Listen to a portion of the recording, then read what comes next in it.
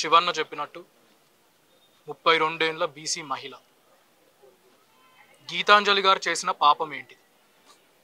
గీతాంజలి గారు ఒక రాజకీయ ఆరోపణ చేయలేదు, ఒక పార్టీ మీద కామెంట్ చేయలేదు, ఒక పార్టీ నాయకుల మీద కామెంట్ చేయలేదు.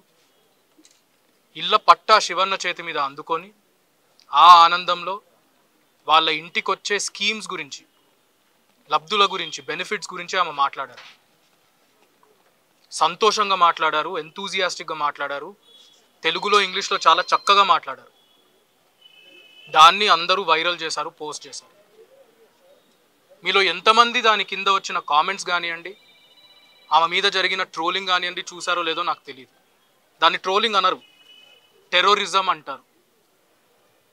నేను ఈ ప్లాట్ఫామ్ వాడుకొని మీకు అందరికీ ఒక విజ్ఞప్తి చేయాలనుకుంటున్నాను, ఒకటి చెప్పాలనుకుంటున్నాను. మీరు గమనించండి, ఇక్కడ ఉండే మా పార్టీ సీనియర్ మహిళా లీడర్లు ఉన్నారు, సోషల్ మీడియాలో యాక్టివ్గా ఉండే వాళ్ళు ఉన్నారు, విలేకరులు ఉన్నారు, women leaders, women journalists, women cadre members, వీళ్ళందరూ కూడా టీడీపీ ఇంకా జనసేన చేసే రాక్షసత్వానికి, సోషల్ మీడియా టెర్రరిజంకి వీళ్ళందరూ కూడా విక్టిమ్స్. వాళ్ళు వాడిన భాష గీతాంజలి గారి కేసులో అన్పార్లమెంటరీ లాంగ్వేజ్, మనం చెప్పలేం. మళ్ళీ పిరికోళ్ళు, 100 అకౌంట్లు, 100 కామెంట్లు ఉంటాయి, అన్నీ కూడా ఫేక్ పేర్లు, ఏవో 2-3 నిజం పేర్ల మీద ఉంటాయి. అమెరికాల నుంచి చేస్తారు, యూకేల నుంచి చేస్తారు, విపిఎన్లని వాడుకుంటారు, ట్రేసబిలిటీ ఉండదు. అన్నిటికంటే దురదృష్టకరం ఏంటిదంటే, ఈరోజు గీతాంజలి గారు చనిపోయిన తర్వాత అందరం అనుకున్నది ఏంటిది? ఇది రాజకీయం కాదు, రాజకీయం చేసే టైం కాదు, సోషల్ మీడియాలో ట్రోలింగ్ అనేటిది జరగకూడదు, సోషల్ మీడియాలో ఇలాంటి టెర్రరిజం జరగకూడదు అని ప్రతి పార్టీ ఒక స్టాండ్ తీసుకోవాల్సిన నేపథ్యంలో మీరు టీడీపీ వాళ్ళ అఫీషియల్ హ్యాండిల్స్ ఈరోజు చూడండి, వాళ్ళ స్పోక్స్ పర్సన్స్ ఏం మాట్లాడుతున్నారో చూడండి. ఎక్కడ కూడా మేము బాధపడుతున్నాము, గీతాంజలి గారు అని ఒక మహిళ చనిపోయినందుకు మేము బాధపడుతున్నామని ఒక్కరూ చెప్పడం లేదు. ఇది కూడా వైఎస్ఆర్సీపీ చేసే రాజకీయం అంట. అసలు గీతాంజలి అన్న మహిళ చనిపోలేదంట, యాక్టింగ్ చేస్తున్నారంట. యాక్సిడెంట్ కేసుని మనం సూసైడ్ అని చెప్తున్నామంట.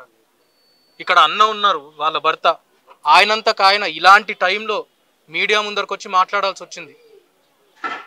అది వాళ్ళు చేస్తూ ఉన్నది. ఇప్పుడు కూడా పోస్టులు పెడతా ఉన్నారు. పైన మేము వాళ్ళ ఫ్యామిలీతో మాట్లాడుతుంటే ఇంకా పోస్టులు చూస్తున్నాం. ఆ అమ్మను, గీతాంజలి అమ్మను మేము సోషల్ మీడియా ఆఫీస్కి ప్రతిరోజు పిలుస్తున్నామంట, ఆమెకు ట్రైనింగ్ ఇస్తున్నామంట. ఇలాంటి అలవాట్లు టీడీపీ వాళ్ళకు, లోకేష్కి, చంద్రబాబు నాయుడుకు, పవన్ కళ్యాణ్కు ఉంటాయేమో కానీ వైఎస్ఆర్సీపీ వాళ్ళకు అస్సలు ఉండవు. నేను అది గర్వంగా చెప్తున్నాను. నేను అడిగేది ఒక్కటే, ఈరోజు న్యాయం ఏం జరుగుతుంది? ఒక మనిషి, ఒక నిండు ప్రాణం పోయింది.